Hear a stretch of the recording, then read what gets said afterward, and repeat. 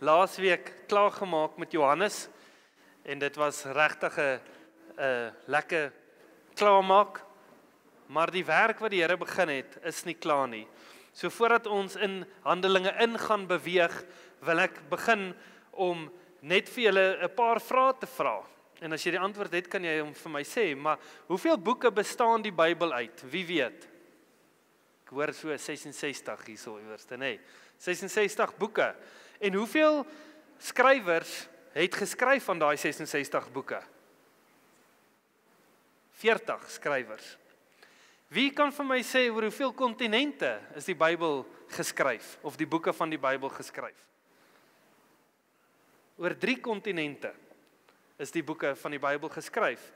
Wat is die tydperk wat die Bybel oor geskryf is, al hierdie boeke? Wie wil 'n raai vat? Wat was dit? 1500 jaar wat dit gevat het om al hierdie boeke bymekaar te sit.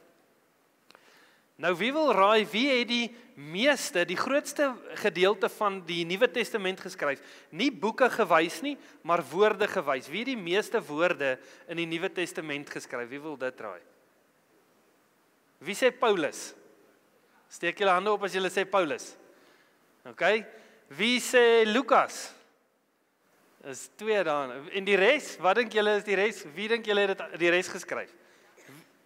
OK, wie sê God? Hy is die hoofskrywer, maar Lukas het die meeste, die grootste persentasie in die Nuwe Testament geskryf. So Lukas het 27.5% van die Nuwe Testament geskryf en Paulus 23.5% van die Nuwe Testament. So Paulus het die meeste briewe geskryf, maar vir woord het die evangelie van Lukas en Handelinge wat ons nou in gaan beweeg, maak meer woorde bymekaar as al Paulus se briewe. So die Bybel is geskryf deur verskillende penmanne, maar deur een bonatuurlike bron wat God is. God het elke persoon wat geskryf het in die Bybel geïnspireer deur sy Heilige Gees om te skryf wat hy geskryf het. So wanneer ons na die Bybel kyk, sit ons eintlik met 2 identiteite in 'n brief wat geskryf is. Die Heilige Gees wat deur hierdie man geskryf het en dan baie keer 'n probleem wat hy voorgeskryf het of 'n uitdaging wat hy beleef het. Soos wat ons sien in Handelinge, soos wat ons gesien het in Johannes, daar's altyd 'n rede hoekom dit geskryf is. Maar dit is altyd deur God geïnspireer. So wat is die verskil tussen die Bybel en ander boeke? Hierdie is geïnspireer deur God. OK, ander boeke is nie. Ander boeke kan vir jou goeie riglyne gee en vir jou goeie raad gee, maar dit is nie die woorde van God nie. Hierdie is die woorde van God. En is dit vir ons belangrik om dit te bewaar in ons harte? Mediteer ons op dit? Maak ons 'n deel van ons lewe? Of sien ons dit maar net nog in 'n kategorie van 'n boek? Want dit is wat die ateïste doen. As hulle sê, dis 'n wonderlike boek. Baie goeie morele waardes en standaard en Jesus was 'n goeie mens, hy het 'n goeie lewe gelei, moreel oulik, al hierdie dinge. Maar dis nie vir hulle die waarheid, die woord van God wat geïnspireer is deur sy Heilige Gees vir my en jou tot vandag toe nie. So die boek word geskryf in 'n spesifieke konteks. Handelinge wat ons nou mee gaan begin is geskryf vir 'n spesifieke rede. Nou, eerstens, wie het die boek van Handelinge geskryf? Lukas het die boek van Handelinge geskryf. Interessant, hy is die enigste heiden wat 'n boek geskryf het wat in die Bybel is. Al die ander was nie heidene gewees nie. Net Lukas was 'n heiden gewees en sy briewe is in die Bybel. Ander ding is, Lukas het nooit vir Jesus gesien nie. Hy was nie een van Jesus se disippels gewees toe Jesus nog op aarde was nie. So hy moes baie navorsing gedoen het. Hy het baie tyd spandeer om uit te vind wat is die ware verhaal gewees, wat het werklik gebeur. So Lukas was 'n dokter gewees, 'n baie goed geleerde man gewees en hy het baie moeite gedoen om die evangelie van Lukas en dan Handelinge bymekaar te sit. Lukas, in Handelinge is daar sekere goeters wat ons van gaan lees, wat met Paulus gebeur het, ensovoorts, en baie mense het gesê, dit wat Handelinge is nie waar gewees nie, want baie van die goeters kon hulle nie bewys het nie, en met tyd het hulle begin sekere goeters kon bewys, en ons gaan daarna kyk, soos wat ons deur dit beweeg, net om vir julle te bewys, hoe akkuraat die Bybel is, en hoe die Here dit werklik geïnspireer het, alles wat gebeur het, kan hulle opgrawe, het hulle al opgegrawe, en ek glo, die Bybel gaan nog baie bewys word, enige goeters wat daar nog nie is nie. So, Lukas het Handelinge geskryf aan 'n man met die naam Theophilus. Hy het dit geskryf, en ons weet nie presies vir wie was die persoon nie, dit was moontlik 'n ou in 'n gesagsposisie gewees, en Handelinge is primêrliks geskryf om te wys wie en wat is Christendom, waar dit begin, hoe die vloei was van dit, en ons gaan dit nou lees. En dit was 10-1 geskryf, toe Paulus al in huisarrest was in Rome. Dit was 10-1 waar dit geskryf is. Ons sien nie in Handelinge van Paulus wat sy lewe moes gegee het vir Christendom nie. So, dit was 10-1 geskryf as 'n bewys van wie is Paulus, wat was Paulus mee besig gewees. So, ek wil net vir julle hê, ons moet gou na die kaart kyk. Daai pyl regs is waar Judea is. Nou daai swart kolletjies wat julle sien, dit is die Romeinse ryk gewees in Jesus se tyd. So dit is 'n groot area gewees, en daai klein ou gedeeltetjie daar is wat hierdie Romeine baie probleme begin gee het, want uit hierdie plek ontstaan Christendom, wat in 'n baie kort tydperk die hele Romeinse ryk begin beïnvloed het, en dit het alles daar begin, en al die pad gegaan. Ons gaan lees van Paulus wat graag in Spanje wil uitkom, die evangelie daar uitkry, en die evangelie het daar uitgekom. Die evangelie het in Suid-Afrika uitgekom. En die werk wat begin is, daar in Judea, in Israel, het al die uithoeke van die aarde al bereik. Nie heeltemal nie, daar is nog areas waar dit moet bereik, maar dit is die plan, dat dit oralste moet bereik. So kom ons lees vanaf Handelinge 1, vanaf vers 1 tot 12. Die eerste verhaal, Theophilus, het ek opgestel oor alles wat Jesus begin doen en leer het, tot op die dag dat hy opgeneem is, nadat hy aan die apostels, waar hy uitverkies het, deur die Heilige Gees, wat hy uitverkies het, deur die Heilige Gees bevele gegee het, aan wie hy ook na sy lede hom lewend vertoon het, deur baie kentekens, terwyl hy gedurende 40 dae aan hulle verskyn het, en oor die dinge van die koninkryk van God gespreek het.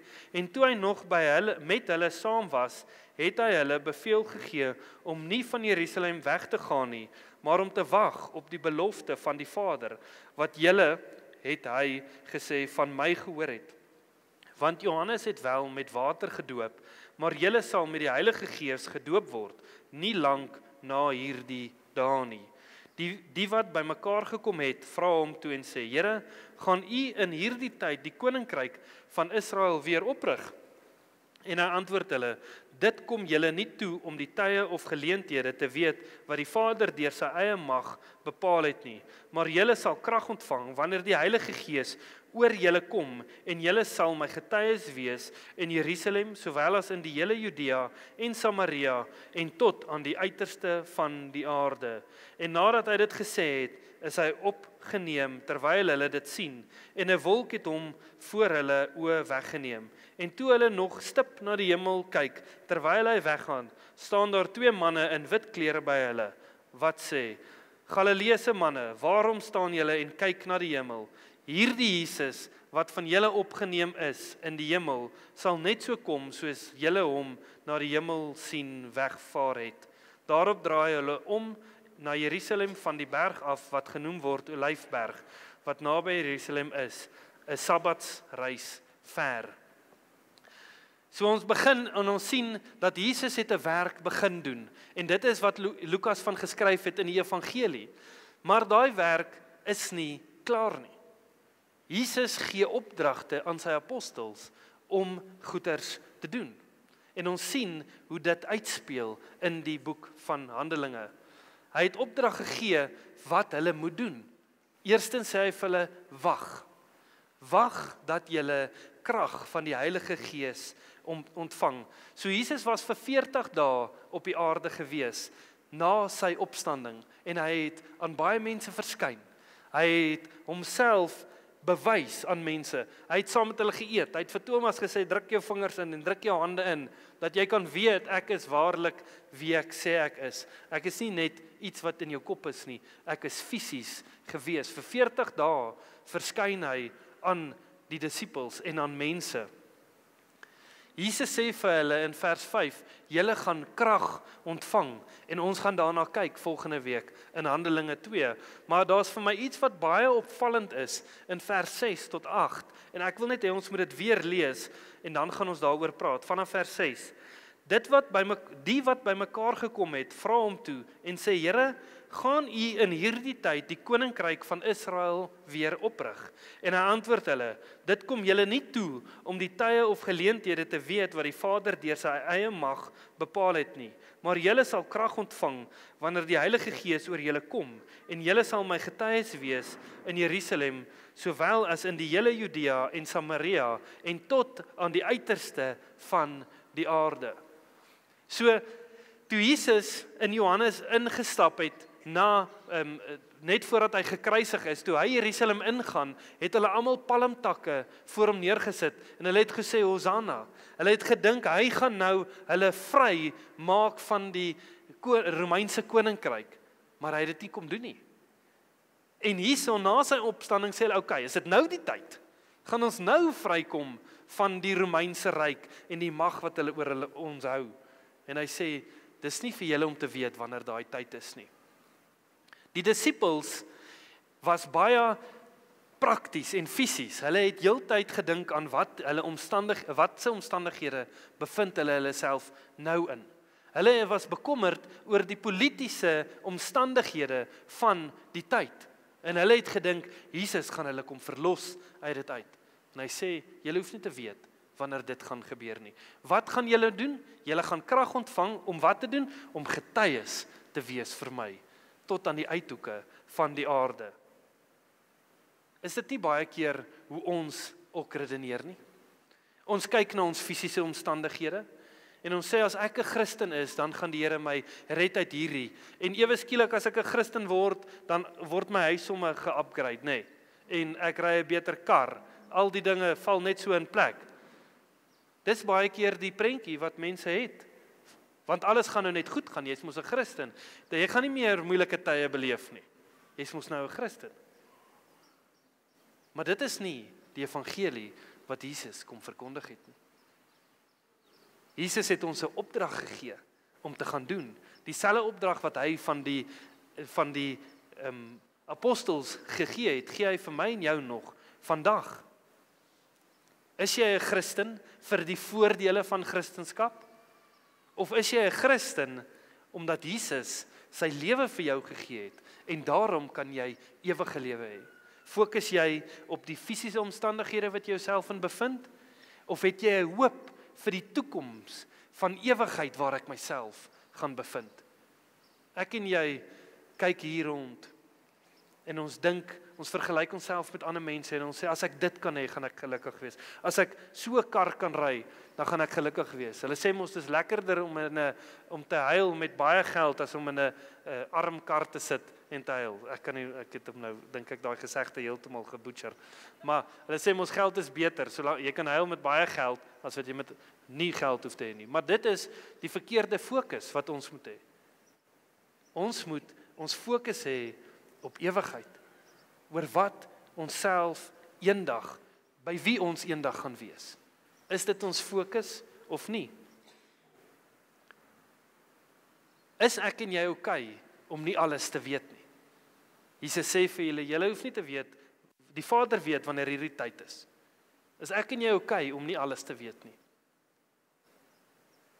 Is jy okay om net gehoorsaam te wees? Want wat verwag Jesus van ons? Gehoorsaamheid. Hy vra, doen wat ek vir jou sê. Moenie dit alles probeer uitfigure nie. Wees gehoorsaam. 1 tree op 'n slag. Doen wat ek vir jou sê. En eendag sal jy die volle prentjie sien. Eendag sal jy verstaan hoekom ek vir jou gesê het om dit te doen. Nie altyd, nou nie. Ek onthou, daar was 'n tyd gewees, ek het vir 'n bediening in Potties gewerk en my neefie nooi my om saam met hulle te gaan jag. En ek is op pad Pretoria toe om saam met hulle te ry en net soos wat ek ry, ervaar ek net die Heilige Gees vra vir my, het jy my gevra of jy kan gaan jag? Ek sê nee man, ek het nie gevra nie, ek gaan mos in die bos wees en ek gaan alleen wees en ek gaan tyd met u kan spandeer en al hierdie verskonings wat ek vir myself uitding en dis al wat ek ervaar het, niks verder nie. En ek besef ek gaan myself nie kan oortuig oor hierdie ding nie, want ek het hom nie gevra nie. Ek sê okay Here, as ek nie moet gaan nie, dan moet iemand my neefie praat, want my neefie kan my baie maklik oorreed om saam te gaan. Dit is nie baie nodig om my te oorreed om saam met hom te gaan nie. Ek sê, en dan waar bly ek? Ek moet nou van Potties af al die pad Pretoria toe ry, waar bly ek nou? Ek het niks nie. So, as u dan nie wil hê ek moet gaan nie, dan moet u asseblief hierdie voorsien. Maar wat is die plan dan rondom hierdie? Hoekom moet ek dit dan doen? En so kom ek by my neefie aan en ek sê vir hom, ek dink nie ek kan saam met jou gaan jag nie. En hy vra nie, hy sê nee, dis reg. Hy verstaan as ek nie saam gaan jag nie. Eerstens is ek so, ek weet nie wat gaan nou aan nie. En ons los dit daar en later sê hy vir my, maar weet jy wat, sal jy nie dan sommer ons huis oppas nie? As jy nie gaan jag nie, dan kan jy hier wees en die huis oppas. Ek sê alright, is reg, nou begin dinge in plek val en ek vra vir die Here, maar wat is die doel en wat is die plan met al hierdie? En dit was vir my 'n voorreg gewees om daai naweek net tyd met die Here te kon spandeer. Ek het niks anders te gehad wat my aandag afgetrek het nie, maar in daai tyd het dit was net na 'n tweede knieoperasie wat ek gehad het en daar was besig, ek het 'n vergroeisel gevoel op my knie, waar hulle nou gewerk het aan my knie en dit was ek beleef net dat die Here sê, sit jou hand op jou knie en bid vir hom. En nou bid ek vir my knie, maar ek wil nie regtig voel nie, het vat my so, ek het die Vrydag aand bid ek vir my knie, die Saterdagoggend wil ek nog nie voel of kyk nie, want ek moet nou in geloof wandel oor hierdie ding, maar dit was so dat die Here my geseën het in dit, dat daai knop heeltemal weg is, en hy het nooit weer teruggekom nie. Ek en jy moet sensitief wees vir wat die Here wil hê ons moet doen. Ons moet net gehoorsaam wees, wanneer hy praat. Vir elkeen van ons lyk dit anderste. Almal van ons sit in verskillende seisoene, maar is jy werklik gehoorsaam wanneer hy vir jou sê om iets te doen? Hoekom ontvang ek en jy die Heilige Gees? Hoekom ontvang die disippels die Heilige Gees? Sodat hulle effektief kan wees, sodat hulle effektiewe getuies kan wees vir Jesus. Ons ontvang nie die Heilige Gees vir show and tell nie. Ons ontvang nie die Heilige Gees vir ons eie planne en ons eie gewin nie. Dit gaan oor die plan en wil van die Heilige Gees. Dit bemagtig ons om 'n lewe te lei wat hom verheerlik. Dit is hoekom ons die Heilige Gees ontvang. Nie dat ons eie agenda kan dryf nie. My vraag aan jou is, wanneer jy weet wat Jesus wil hê jy moet doen, doen jy dit? Of dink jy planne uit, hoekom jy dit dalk nie moet doen nie? Dink jy meer wat ander mense gaan dink? As jy iewers te loop en die Here sê vir jou, bid vir daai persoon. Sê, nee man, hy ken my nie, ek kan nie dit, hoe gaan dit nou? Of tree ons uit, gehoorsaamheid uit op en luister, en doen wat hy van ons verwag. Ek en jy moet nie net sensitief wees vir die Heilige Gees nie, ons moet ook gehoorsaam wees aan die Heilige Gees, aan die Heilige Gees. Hy sê hierso in die gedeelte dat Jesus, die engele sê, hou op opkyk. Gaan waar hy gesê het julle moet gaan, want Jesus kom weer soos wat hy gegaan het. My vraag aan jou is jy meer bekommerd oor wanneer Jesus kom, of wat hy jou vang mee besig is, wanneer hy kom? Hoor mooi wat ek vra. Is jy meer bekommerd oor wanneer Jesus kom, of wat jy mee besig is, wanneer hy kom? Want niemand weet wanneer hy kom nie. Maar net jy weet wat jy gaan doen, as hy sou kom. Sal jy jouself gehoorsaam vind aan hom? Of sal jy besig wees met ander dinge? Elkeen van ons het 'n lewe. Elkeen van ons het 'n plan, ons het 'n doel, ons wil goeders doen. Maar is dit in lyn met God se woord en sy wil vir jou lewe? Of is jy besig om jou eie kop te volg?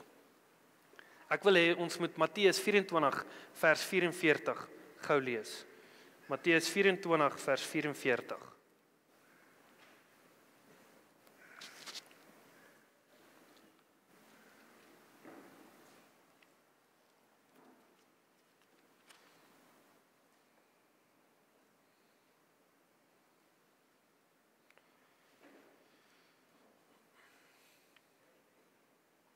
Sy vers 44. Daarom moet julle ook gereed wees, want die seun van die mens kom op 'n uur dat julle dit nie verwag nie.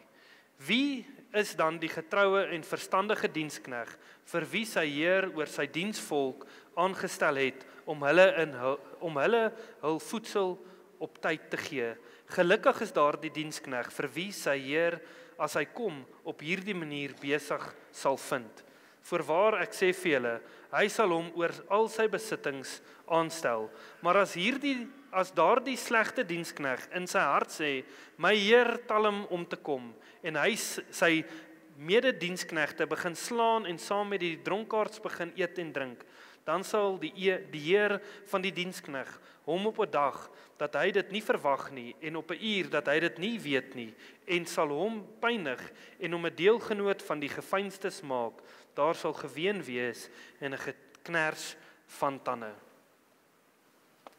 Ek en jy moet versigtig wees om nie onsself op 'n plek te kry wat ons dink dis nog lank wanneer hy kom nie. Ek en jy moet sensitief wees om net gehoorsaam te wees soos diensknegte aan wat hy wil hê ons moet doen. Getuig my in jou lewe van Jesus. Kan mense werklik in ons lewens sien dat ons Christene is? Elke dag. Nie net op 'n Sondag nie. Nie net wanneer jy by mense gaan kuier wat kerkmense is nie. In jou werksomstandighede. Oralste waar jy jouself bevind, getuig jou lewe daarvan. Ek kry dit nie altyd reg nie. Ek hou daarvan van struktuur, en as dinge in plek is, en as dinge nie in plek is nie, dan sukkel ek met dit. En die Here moet met my werk en my help. En ek moet my vlees neerlê. En ek moet sê, Here, nie my wil nie, maar U wil. Ek wil U uitlewe in alles wat ek doen. Wanneer jy dit nie reg kry nie, wil ek vir jou sê, moenie opgee nie. Moenie ophou probeer nie. Die lewe is nie maklik nie. Maar is die moeite werd om aan te hou afhanklik bly van die Here. Ek en jy moet aanhou op die Heilige Gees staat maak. Wanneer ons val en dit mis, moet ons nie opgee en sê ek kan nie. Jy is reg, jy kan nie. Die Heilige Gees in jou kan. Hy bemagtig jou en help jou om dit te kan doen. Moet dit nie uit jou eie krag probeer doen nie, maar staan op en sê, help my. Vertrou die Heilige Gees en die proses wat die Here besig is in jou. Wees afhanklik van die woord van God en rig jou lewe daarvolgens. Kom ons lees wat sê vers 13 tot 26. En toe hulle daar kom, gaan hulle na die bovertrek waar hulle gewoond was om te vertoef, naamlik Petrus en Jakobus en Johannes en Andreas, Filippus en Thomas, Bartolomeus en Matteus, Jakobus die seun van Alfeus en Simon die yveraar en Judas die seun van Jakobus. Hulle almal het eendragtig volhard in gebed en smeking, saam met 'n aantal vroue en Maria, die moeder van Jesus, en met sy broers. En in die dae het Petrus in die midde van die disippels opgestaan. Die skare van persone daar bymekaar was omtrent 120 en gesê: Broeders, hierdie skrif moes vervul word van wat die Heilige Gees voorspel het deur die mond van Dawid aangaande Judas, wat die leier was van die wat Jesus gevange geneem het. want hy is saam met ons getal gereken en het die lot van hierdie bediening verkry. Hy het dan 'n stuk grond gekoop met die loon van ongeregtigheid en het vooroorgeval en oopgebars en al sy ingewandes het uitgestort. En dit het bekend geword aan al die inwoners van Jerusalem, sodat daardie stuk grond in hulle eie taal Akeldama genoem is. Dit is bloedgrond. Want daar staan geskrywe in die boek van die Psalms, laat sy woonplek woes word, en laat daar geen inwoners in wees nie, en laat 'n ander een sy opsienersamp neem, van die manne dan wat saam met ons rondgegaan het, al die tyd waarin die Here Jesus by ons in en uitgegaan het, van die doop van Johannes af, tot op die dag van dat hy van ons opgeneem is. Van hulle moet daar een saam met ons getuie word van sy opstanding. En hulle het 2 voorgestel, Josef, wat genoem is Barsabbas, met die bynaam van Justus, ek sê dit nou maar in Engels, en Matthias, en hulle het gebid en gesê, U Here, wat die harte van almal ken, wys uit hierdie 2, die een aan wie U uitverkies het, om die lot van hierdie bediening en apostelskap te verkry, waarin Judas afgewyk het, om heen te gaan na sy eie plek. Toe werp hulle die lot, en die lot het op Matthias geval, en hy is gekies, om saam met die 11 apostels te wees. So, hulle vermoed dit is dieselfde bokkamer wat Jesus sy laaste ete ingehad het, saam met die disippels. Maar wat het hulle gedoen in daai bokkamer? Hulle het gebid en hulle het gesmeek. Nou die Engels sê supplication, en die woord is nie, Here asseblief, asseblief, asseblief nie. Dit is earnest prayer in worship, petition and earnest request. Dit is wat hulle gedoen het. Hoe lank dink julle het hulle dit gedoen, wanneer ons gaan kom by die uitstorting van die Heilige Gees? Hoe lank dink julle was hulle in die bokkamer gewees? Wie raai 1 dag? 5 dae? Hoeveel dae dink julle was hulle daarbo? 10 dae, wat hulle in die bokkamer spandeer het, voordat die Heilige Gees uitgestort is op hulle. Hoeveel tyd koop ek en jy uit om in gebed te spandeer?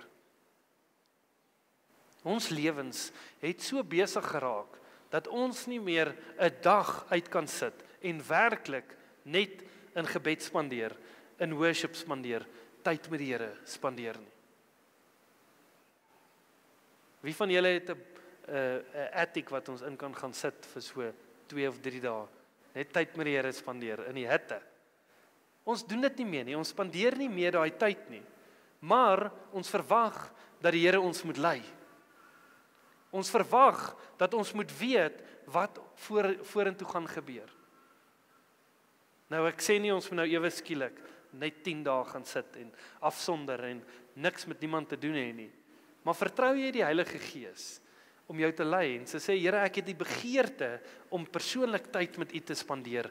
Help my, hoe gaan ek dit doen? Wat is gebed vir jou? Want wat gebed vir jou is, gaan bepaal of dit vir jou belangrik is of nie. Dit gaan bepaal hoe jy gebed benader. En dit gaan bepaal of jy dit gaan doen of nie. Ek kan vir jou sê wat gebed vir my is, maar jy moet self tyd met die Here gaan spandeer om te vra, Here, hoe spandeer ek tyd met U?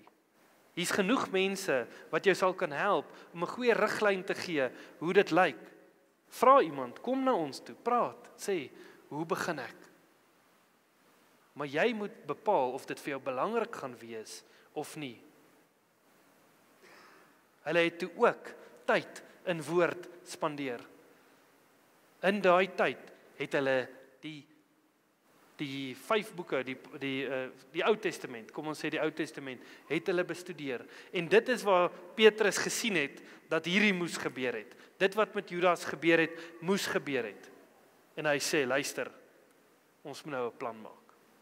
Iets het gebeur, ons sien dit moes gebeur het, maar ons moet nou iemand in sy plek sit. Dink julle Petrus het reg opgetree om dit te doen? Ja of nee? Ek weet nie. As jy my regtig moet vra ja of nee, dan sal ek sê ek dink nie so nie. Ek dink hy het, soos wat ons gesien het, meer uit homself uit opgetree. Dit wat hy gesien het is reg. Daar moes iemand anders te aangestel geword het. Maar dit moes nie noodwendig Matteus gewees het nie. Ons hoor niks regtig verder van Matteus nie. Die konklusie wat hy na toe gekom het was reg. Maar hy het nie gedoen wat Jesus vir hulle gesê het om te doen nie. Wat het Jesus vir hulle gesê? Gaan en wag vir die krag van die Heilige Gees. Hy het nie gesê en gaan stel nog 'n apostel aan nie. Hy het gesê gaan en wag. Dis wat hy vir hulle gesê het om te doen. Want daar's 'n man wat ons van gaan lees, wat baie werk gedoen het vir die koninkryk in Handelinge. Wat ek vermoed die apostel is wat aangestel moes word. Wie het die apostels aangestel? Wie het hulle gekies om die apostels te wees? Jesus het hulle gekies, nie 'n mens nie. En ons gaan lees van Paulus, wat Jesus gekies het om die werk te doen wat hy wil hê hy moet doen.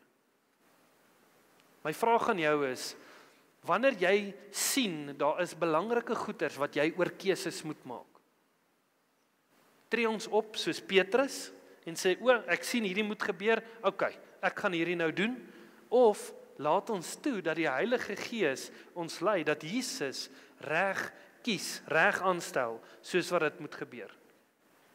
Wanneer jy besef, jy moet dalk van werk skuif, vertrou jy die Heilige Gees om jou te lei in dit? Is jy geduldig in die leiding van die Heilige Gees wanneer dinge moet gebeur, of maak jy nou net op jou eie insig staat? Bid daaroor en voer die plan uit. Ons moet stadig wees om te reageer, vinnig om te bid en sensitief wees om te hoor wanneer die Heilige Gees vir ons ietsie sê. Ek en jy moet nie ons eie plannetjies wil volg nie. Hulle het nog loetjies getrek. Dink julle dis 'n goeie manier om te bepaal wat die wil van die Here is om loetjies te trek? Asseblief moenie begin loetjies trek nie. As jy nooit het nie. As jy doen, gooi daai loetjies weg. Ek en jy het die voorreg om die Heilige Gees te kan hê in ons. En as daar nog nie vir jou gebid was om die Heilige Gees te ontvang nie, is jy welkom om na die diens vorentoe te kom dat ons vir julle bid vir dit. Maar ek en jy het die voorreg om gelei te kan word deur die Gees van die Here, dat ons nie op 'n flip of the coin of op loetjies hoef staat te maak oor keuses wat ons moet maak nie. Maar vir dit, as ons vergelei word deur die Heilige Gees, moet ons sensitief wees en ook gehoorsaam wanneer hy praat. Ek wil opsom met hierdie 3 punte. Ons word bekragtig deur die Heilige Gees vir die werk wat Jesus ons gegee het om te doen. Ons gaan nie alles weet nie.